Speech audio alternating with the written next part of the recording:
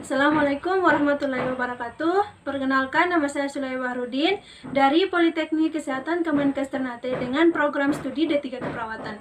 Jadi di sini saya akan membuat video tentang prosedur dengan tindakan kebutuhan aman dan nyaman pada anak.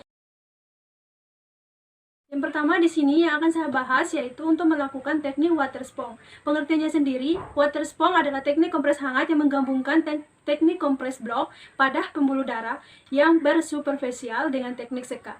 Pemilihan teknik water spong ini dia sebagai terapi selain dapat menurunkan suhu tubuh, tetapi juga mampu untuk mengurangi terjadinya anestesi yang diakibatkan oleh penyakit. Tahap persiapan adalah tahap di mana penelitian yang mempersiapkan alat dan bahan yang diperlukan dalam tahap pelaksanaan. Alat dan bahan yang dibutuhkan, yang pertama yaitu ada handuk sapu tangan, yang kedua ada selimut, ketiga ada baju mandi jika diperlukan, kemudian yang keempat ada perlak, kelima ada hand screen steril, yang keenam ada termometer aksila, yang ketujuh ada termometer rektal, dan yang kedelapan yaitu ada mangkuk yang berisi dengan air hangat.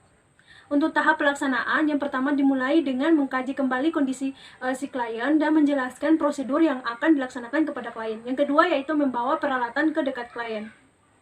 Tahap kerja, yang pertama yaitu mencuci tangan, yang kedua menjaga privasi klien dengan menutup sampiran, yang ketiga yaitu kita mengatur posisi klien yaitu posisi supinasi, yang keempat kita menempatkan perlak di bawah klien, yang kelima kita memakaikan sarung tangan, kita pakai sarung tangan steril, keenam kita membuka pakaian atas klien secara hati-hati, yang ketujuh kita mengisi baskom dengan air hangat dengan suhu 28 derajat Celcius sampai dengan 32 derajat Celcius.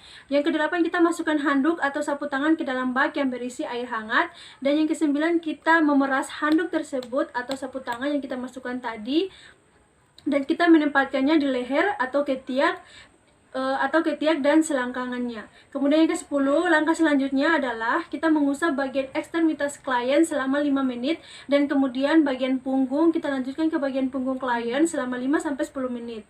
Setelah itu kita lakukan monitoring respon si klien selama kita lakukan tindakan, dan setelah selesai kita ganti pakaian klien dengan pakaian yang lebih tipis dan dia bisa menyerap keringat. Kemudian kita ganti spray bila diperlukan dan kita rapikan alat dan bahan yang akan digunakan selama proses tindakan. Melakukan teknik restrain pada anak. Pengertiannya sendiri adalah suatu metode untuk melakukan imobilisasi atau mengurangi kemampuan si anak untuk menggerakkan tangan, kaki, kemudian kepala ataupun tubuhnya secara bebas dengan menggunakan cara manual, peralatan fisik, peralatan mekanik alat ataupun obat-obatan farmakologi. Untuk prosedurnya sendiri, yang pertama persiapan alat, yaitu ada limb restrain atau restrain pergelangan pada tangan dan kaki. Kemudian ada elbow restrain, yaitu khusus untuk daerah siku. Tahap kerjanya yang pertama yaitu perawat dia menjelaskan mengenai prosedur yang akan dilakukan. Kemudian yang kedua, perawat dia mencuci tangan dengan benar. Kemudian yang ketiga, perawat melakukan identifikasi pasien terlebih dahulu sebelum melakukan tindakan. Kemudian yang keempat, kita berikan posisi yang nyaman pada si pasien. Yang kelima, kita pasang tali pengaman dengan ukuran lebarnya 2,5 cm dan panjangnya 20 cm pada pergelangan tangan dan atau juga pada pergelangan kaki si anak. Yang keenam, pastikan ada jarak 2 jari antara tali dengan anggota tubuh si anak.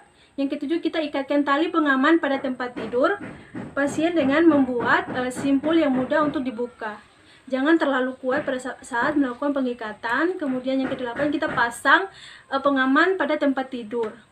Kemudian yang ke-9, kita melakukan observasi dan evaluasi dari tanda-tanda vital si pasien. Yang ke-10, kita lanjutkan lokasi pemasangan restrain, apakah ikatan tersebut dia terlepas atau tidak. Kemudian kita lakukan track of motion, kemampuan gerak si anak pada tangan dan kaki, serta kita pastikan tubuh si anak dalam posisi yang tepat dan nyaman.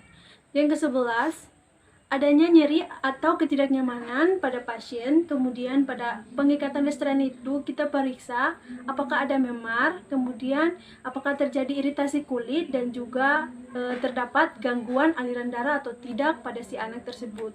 Setelah selesai melakukan tindakan, kita lihat lagi apakah si anak tersebut dia masih membutuhkan restrain atau tidak. Setelah selesai tindakan tersebut, kita lakukan dokumentasi untuk dicatat pada catatan keperawatan. Yang ketiga yaitu penata laksanaan kejang demam pada anak. Penata laksanaan kejang demam dibagi menjadi tata laksana yang dilakukan saat anak sedang dalam keadaan kejang, tata laksana rumutan, dan tata laksana pencegahan dia terjadi kejadian kejang demam yang berulang. Yang pertama yaitu tata laksana kejang. Tata laksana yang dilakukan saat anak datang dalam keadaan kejang demam. Yang pertama yaitu berikan diazepam intravena 0,3 sampai dengan 0,5 mg per kilogramnya berat badan si anak, dan juga berikan bolus pelan 1 sampai 2 mg per menit dan selama 3 sampai 5 menit. Kemudian dosisnya maksimal 20 mg. Bila belum terpasang akses intravena atau dilakukan di rumah, bisa diberikan diazepam rektal 0,5 sampai dengan 0,75 mg per kilogram berat badan si anak atau 5 mg untuk berat badan kurang dari 10 kg dan juga 10 mg untuk berat badan lebih dari 10 kg. Bila diazepam rektal diberikan oleh orang tua di rumah dengan 2 kali pemberian diazepam rektal, dia berselang selama 5 menit. Masih belum berhenti, kita anjurkan ke rumah sakit dan diberikan diazepam intravena. Kemudian bila kejang belum berhenti juga, setelah tata laksana awal kita berikan phenytoin intravena dengan dosis awal 10 sampai 20 mg per kilogram berat badan si anak, atau kita lakukan pemberian